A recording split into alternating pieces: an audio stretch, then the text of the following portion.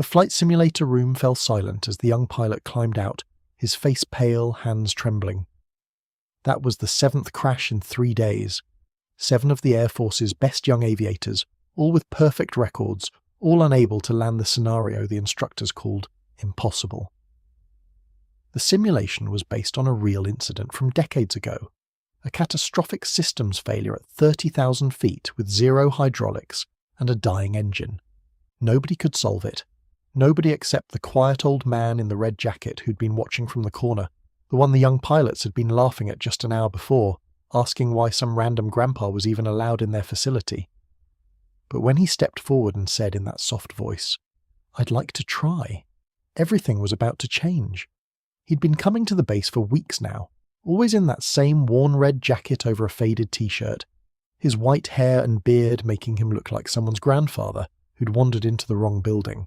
His face carried that permanent sadness, those serious eyes that seemed to hold decades of weight. The young pilots barely noticed him. When they did, it was with barely concealed amusement or mild annoyance. What was some 70-year-old civilian doing in their advanced training facility?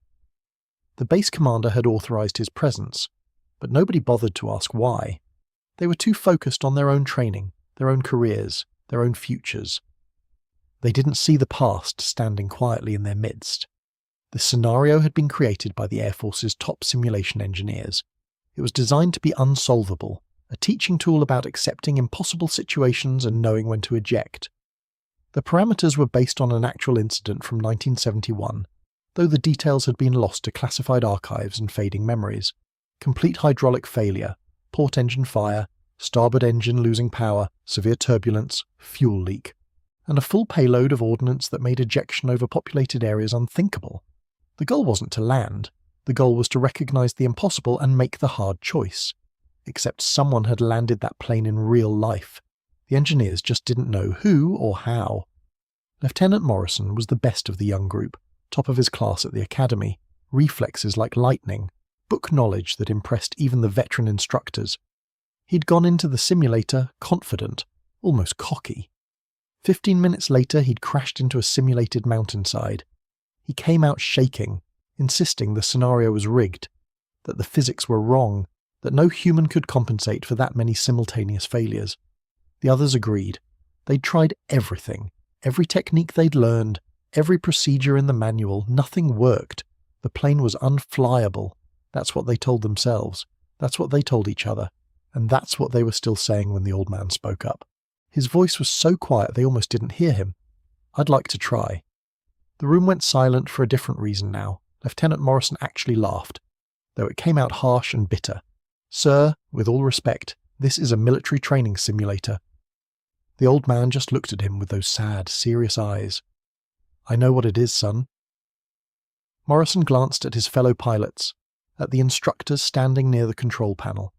The head instructor, Major Chen, had an odd expression on her face, something between surprise and recognition.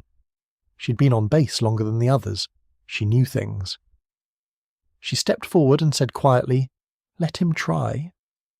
The young pilots exchanged looks of disbelief, but Major Chen was already opening the simulator door. The old man moved slowly, his age evident in his careful steps, but there was something else in the way he carried himself, something the young pilots couldn't quite identify. He settled into the pilot's seat like he was coming home.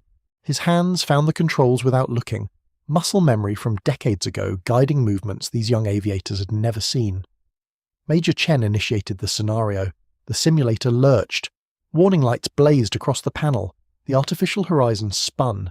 The young pilots crowded around the observation window ready to watch this old man learn the same hard lesson they'd all learned. Nobody could fly this scenario. Nobody. Except he was flying it. His hands moved across the controls with a speed that seemed impossible for someone his age. But more than that, they moved with certainty. He wasn't fighting the aircraft. He wasn't trying to force it to do what it couldn't do. He was listening to it, feeling it, understanding it in a way that transcended the digital simulation and reached back to something real, something lived. He cut power to the burning engine without hesitation. He redistributed what little hydraulic pressure remained in a sequence none of them had considered. He used the rudder in ways that violated their textbook training but somehow, impossibly, kept the nose up. The young pilots stopped smirking. They stopped talking. They just watched. The simulated terrain rushed up. The altitude indicator spun down through 1,000 feet, 500, 200. Every instinct screamed to pull up, to add power, to do something, anything. The old man did none of those things. He let the aircraft sink, riding the edge of a stall, bleeding off speed in a controlled fall that looked like suicide but somehow wasn't. At 50 feet he did something with the flaps that Major Chen had to replay later to believe. At 20 feet he dropped the landing gear, using the drag to arrest the descent in a way that should have torn the gear off but didn't. At 5 feet the simulator shuddered, bounced once, and settled. The warning lights stayed red. The engines were dead. The hydraulics were gone. But the aircraft was on the ground, intact, stopped on the runway with meters to spare. The simulator room was absolutely silent. The old man sat there for a long moment, his hands still on the controls, his head bowed. When he finally climbed out, moving with that same careful slowness, his face was wet with tears. The young pilots stared at him like they'd seen a ghost. In a way, they had. Major Chen was already on her phone, her voice urgent. Lieutenant Morrison started to say something, stopped, tried again. "How did you? Who are you?" The old man just shook his head slowly, that sad, serious expression never changing. Before anyone could press further, the door burst open, and a full colonel strode in, his face flushed, his eyes wide. Behind him came 2 more senior officers, then the base commander himself, a 2-star general who never visited the simulator facility. The general stopped in the doorway, his eyes finding the old man immediately. His hand came up in a salute so sharp, so immediate that every person in the room felt the weight of it. The old man returned it slowly, that same careful movement, decades of protocol remembered in aging muscles. The general held the salute longer than regulation required, then dropped it and crossed the room. "Colonel James Mitchell," he said, his voice thick with emotion. The young pilots looked at each other in confusion. The name meant nothing to them. But Major Chen had gone pale, the senior officer stood at attention, and the general continued speaking, his words falling into the stunned silence like stones into still water. "December 14th, 1971, over the Tonkin Gulf, your aircraft took a surface-to-air missile that severed your hydraulic lines and set your port engine on fire. You had a full bomb load. You were over a carrier group. Ejection wasn't an option. The book said you were dead. Every pilot who studied that incident for the last 50-plus years said you were dead. But you brought that phantom home. You landed it on a carrier deck with no hydraulics, 1 engine, and about 30 seconds of fuel left. They said it was impossible. They've been saying it was impossible for half a century. The Navy gave you the Distinguished Flying Cross. Your squadron called you the Ghost because you flew planes that should have killed you and walked away. And when you retired, you disappeared so completely that most people thought you were dead." The young pilots weren't laughing now. They weren't even breathing. Lieutenant Morrison's face had gone from pale to grey. The old man, Colonel Mitchell, just stood there in his worn red jacket, that sad, serious expression unchanged. Those eyes holding all the weight of all those years. The general wasn't finished. "We created that scenario based on the incident report from your flight.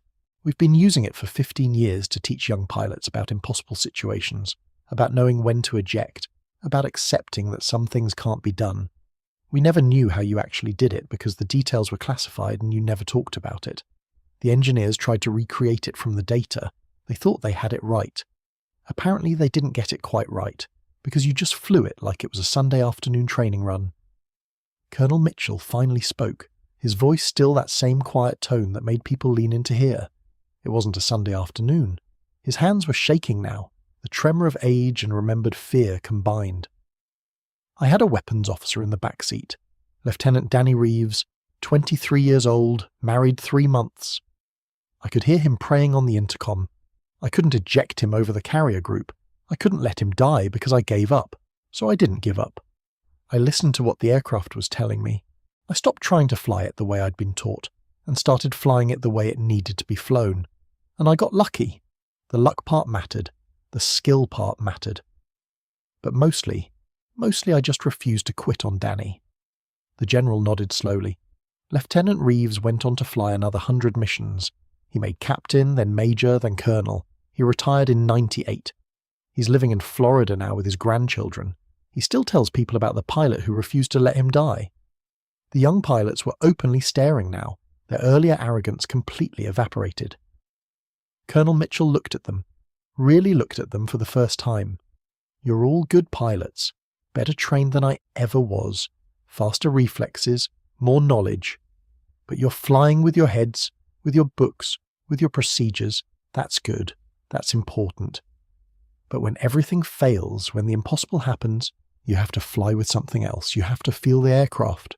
You have to listen to what it's trying to tell you, and you have to refuse to quit on the people depending on you.